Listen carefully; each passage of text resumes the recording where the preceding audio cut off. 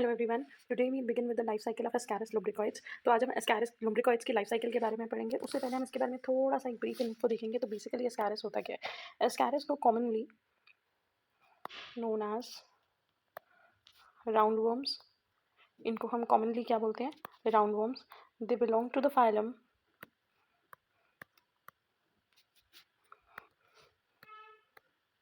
नीमाटोडा।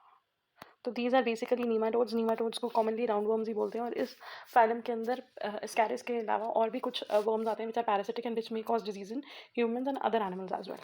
Typically talking about this ascaris, तो it's completes its life cycle in only one host, that is humans या mans। तो humans के अंदर ही अपनी life cycle complete करता है। That means no intermediate host is required. Plus हम ये बोल सकते हैं that these are the endoparasites of human. ये ह्यूमंस में एंडोपैरासाइट्स होते हैं। उसके अलावा राउंड वर्म्स हैं, इनकी जो बॉडी है वो nearly light yellow to pink colour की होती है। पिंक कलर जो होता है ना, वो डिपेक्ट करता है कि how much blood they have consumed. ठीक है, तो क्योंकि ये ब्लड मील लेते हैं और भी डाइजेस्टेड फूड हमारी बॉडी से लेते हैं, तो ब्लड मील की वजह से इनका जो बॉडी कलर है वो पिंक हो जाता है। ठीक है जी। उसके अलावा दे show sexual dimorphism. When we say sexual dimorphism, that means male and female have little different morphological features. इनमें अगर हम मेल की बात करें तो मेल जो होते हैं वो नियरली 20 to 40 सेंटीमीटर होते हैं, वेयर आज जो फीमेल्स का बॉडी रेंज है वो 15 to 30 सेंटीमीटर है। ठीक है। उसके अलावा यहाँ पे एक चीज़ होती है कि इनका जो माउथ है, the mouth is guarded by 3 lips which help them to adhere and bore। ठीक है, जो हेल्प करते हैं इनको अटैच करने के लिए किसी भी सरफेस या मेम्ब्रेन से, या फिर उसके अंदर बोर इन करने के लिए। एक बहुत इंपॉर्टेंट पॉइंट है एस्कैरिस का कि फीमेल एस्कैरिस जो होती है, फीमेल जस्ट अ सेकेंड, ले nearly 2 lakhs eggs per day. Female जो होती है वो नियरली 2 लाख एग जो है वो एक दिन में ले करती है। अब ये जो एग्स होते हैं ना बेटा, वो 2 टाइप के हो सकते हैं। It can be fertilised eggs and it can be unfertilised eggs. मतलब कि ये भी हो सकता है कि फर्टिलाइजेशन हुई हो, कॉपुलेशन हुई हो, उसके बाद फर्टिलाइजेशन हो गई, तो जो एग्स ले हो रहे हैं वो फर्टिलाइज्ड है। और ये भी हो सकता है कि अगर कॉपुलेशन नहीं हुई, रिप्रोडक्शन बेसिकली नहीं हो रही, फर्टिलाइजेशन नहीं हो रही, तो ये अनफर्टिलाइज्ड एग्स ही लेकर देंगे। अनफर्टिलाइज्ड एग्स जो होते हैं वो नॉन इन्फेक्टिव होते हैं, non infective, that means they do not cause infection, whereas fertilized eggs can cause infection, so these can be infective। ठीक है। अगर हम बात करें मेन लाइफ साइकिल की, लाइफ साइकिल में ना हमें 4 स्टेजेस देखने के लिए मिलेंगे। 4 स्टेजेस में सबसे पहली स्टेज है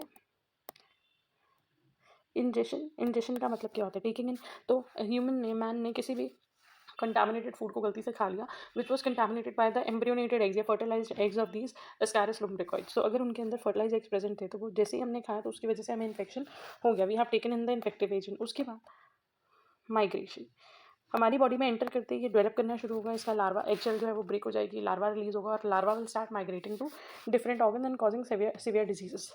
माइग्रेट होते होते the third step will be maturation, क्योंकि जो हमने इंजेस्ट करा था वो था एग, और धीरे धीरे करके ये लार्वल फॉर्म से यंग फॉर्म से अडल्ट फॉर्म में मैच्योर होंगे। So maturation will takes place in our body. And the last stage, the fourth stage is reproduction.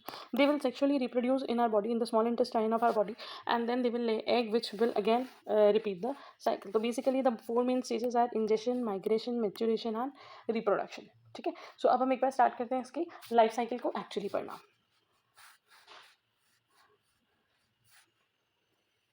As I told earlier also कि किसी भी लाइफ साइकिल को पढ़ने के लिए द मोस्ट इंपॉर्टेंट थिंग आप उसकी साइकिल लर्न करो, आप उसकी डायग्राम लर्न करो. When you will learn the cycle, आपने डायग्राम को बाय हार्ट कर लिया तो you can easily pen it up in the points. ठीक है. तो अगर हम बात करते हैं ह्यूमन में, सबसे पहली जो एग्स की बात है, अगर हम यहाँ से स्टार्ट करें, एग्स जो रिलीज हो रहे हैं फीसेस में वो नॉन फर्टाइल भी हो सकते हैं, अनफर्टिलाइज या फर्टिलाइज भी हो सकते हैं. नॉन फर्टाइल है तो उसकी कंटिन्यूएशन के बारे में हमें पढ़ने की कोई जरूरत नहीं, क्योंकि अगर वो हमने इंजेस्ट कर भी लिया तो it will not affect us in any way, तो उसकी वजह से हमें कोई इन्फेक्शन नहीं होने वाला. अगर फर्टाइल एग था तो सबसे पहले क्या होगा, जब ये एग्स रिलीज हुए फीसेस के साथ एनवायरमेंट में, फर्टाइल एग्स जो थे वो धीरे धीरे डेवलप होंगे. इनकी जो फर्स्ट मोल्टिंग है वो एग के अंदर ही हो जाती है. ठीक है. तो सबसे पहली जो स्टेज बनती है, जस्ट अ सेकेंड, तो सबसे पहले होते हैं हमारे पास फर्टिलाइज्ड एग. एग में मोल्टिंग होगी, हमें मिलेगा फर्स्ट मोल्टिंग. जब होगी तो हमें इसकी सेकंड स्टेज मिल गई. सेकंड स्टेज मतलब कि rhabditiform larva. This is the infective stage. ठीक है. उसके बाद फिर से एक और बार मोल्टिंग होती है, second moulting. Again it develops into a beta larva. फिर उसके बाद इसकी नेक्स्ट 2 मोल्टिंग्स जो होती है ना, that occur in the lungs, या फिर आप बोल सकते हो एल्वियोलाई में. ठीक है. तो एग के अंदर ही इसकी मोल्टिंग हो जाती है, और जब ये फर्स्ट और सेकंड मोल्टिंग हो रही है, it takes place within the egg shell. ठीक है. तो फर्टिलाइज एग्स को हम एम्ब्रियोनेटेड एग्स भी बोलते हैं, एम्ब्रियोनेटेड एग्स या मेमिलिनेटेड एग्स. ठीक है. तो ये जो लार्वा था वो मतलब जो एग था वो डेवलप हो रहा था, डेवलप होकर उसमें फर्स्ट मोल्टिंग हुई. Embryonated egg with second stage larva infective stage is ingested. वो ह्यूमन ने इंजेस्ट कर लिया. इंजेस्ट करके जब भी हमने खाया तो वो ऑब्वियसली हमारे डाइजेस्टिव सिस्टम में एंटर हो रहा है. डाइजेस्टिव सिस्टम में it will eventually move into the intestine. ठीक है. यहाँ तक अभी और भी इवेंट्स आने वाले हैं इंटेस्टाइन तक. उसके बाद क्या होगा, इंटेस्टाइन से वो हमारी बॉडी में बाकी ऑर्गन्स में जाएगा, लाइक से लिवर के अंदर. फिर उसके बाद जाएगा हार्ट के अंदर. फिर हार्ट के अंदर जाने के बाद जाएगा हमारे लंग्स में, ट्रैकिया में, फैरिंग्स में, फिर वापस हमारे इंटेस्टाइन के अंदर आ जाएगा. ठीक है. सो अब इसको एक बार डिटेल में पढ़ना स्टार्ट करते हैं. So basically embryonated eggs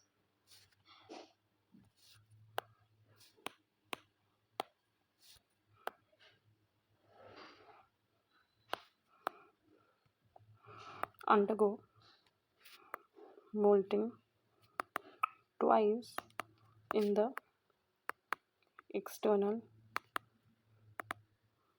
environment. This second stage larva is infective to man when ingested with contaminated food. It enters into the गट. अब ये गट के अंदर एंटर हो गया. गट के अंदर एंटर होने से क्या होगा, due to the action of digestive juices, the eggshell breaks and the larva hatches out. ये जो लार्वा है वो बाहर आ गया. उसके बाद क्या होगा, जब ये लार्वा बाहर आएगा it will move to intestine. तो बेसिकली फिर ये एंटर करेगा हमारा पोर्टल सर्कुलेशन. पोर्टल सर्कुलेशन को एंटर करेगा. पोर्टल सर्कुलेशन को एंटर करने से ये चला जाएगा हमारे लिवर में. उसके बाद ये एंटर करेगा हार्ट में. ठीक है. हार्ट से जब ब्लड जाता है, अब ये सब कैसे हो रहा है, through because it has entered the blood stream. Blood जहाँ जहाँ जाएगा ये भी वहाँ जाएगा. तो ब्लड गया लिवर में, लिवर के अंदर चला गया. फिर ब्लड गया हार्ट में, हार्ट के अंदर चला गया. हार्ट से जब ब्लड जाता है ऑक्सीजनेशन के लिए लंग्स में, तो वहाँ से ये एंटर हो जाएगा हमारी लंग्स के अंदर. लंग्स के अंदर इट विल मोल्ट ट्वाइस. अब लंग्स के अंदर इसकी 2 बार मोल्टिंग होगी. लंग्स से इवेंचुअली कहाँ एंटर करता है, एल्वियोलाई में. ठीक है. अब क्या होगा, एल्वियोलाई में जब ये एंटर कर रहा है, अगर आपको डायग्राम ऑब्वियसली पता होगा, so these are the lungs. ठीक है. ये यहाँ से एल्वियोलाई में एंटर कर गया, क्योंकि ये कहाँ से आया था, हार्ट की सर्कुलेशन के थ्रू आया था. अब ये धीरे धीरे करके ना it will start moving through the bronchi and the trachea. ठीक है. अब ये कहाँ जाएगा, ट्रैकिया की तरफ. ट्रैकिया से फिर ये एंटर करेगा फैरिंग्स की तरफ. फैरिंग्स से काफ़ी बार होता है कि ये स्वेलो हो जाता है, और स्वेलो होने के बाद फिर ये कहाँ एंटर करेगा, हमारे ईसोफेगस में, मतलब कि फूड पाइप में। तो ये रेस्पिरेटरी ट्रैक से अब कहाँ आ गया, हमारे फूड पाइप के अंदर, हमारे डाइजेस्टिव ट्रैक के अंदर, ठीक है। उसके बाद गया स्टमक में, स्टमक से फिर गया ये इंटेस्टाइन में। तो इसके जो फाइनल डेस्टिनेशन है वो क्या है, इंटेस्टाइन। अगर आप यहाँ तक देखो तो यहाँ तक बेसिकली ये सेकंड स्टेज चल रही है, माइग्रेशन, प्लस साथ के साथ इसकी थर्ड स्टेज भी चल रही है, दैट इज मैच्योरेशन। क्योंकि माइग्रेट ये एक ऑर्गन से दूसरे ऑर्गन तक जाता जा रहा है, और मैच्योरेशन क्योंकि लंग्स में इसकी मोल्टिंग हुई थी, that mean now it is developing into younger and adult forms, ठीक है। अब इंटेस्टाइन के अंदर जब ये एंटर हुआ, तो इंटेस्टाइन के अंदर ये एंटर होने के बाद it will develop into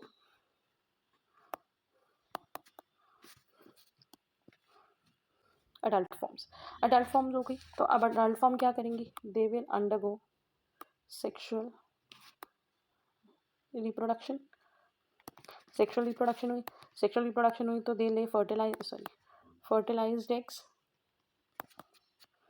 These fertilized eggs are released in the external environment with feces. अब ये फीसेस के साथ रिलीज हो गए।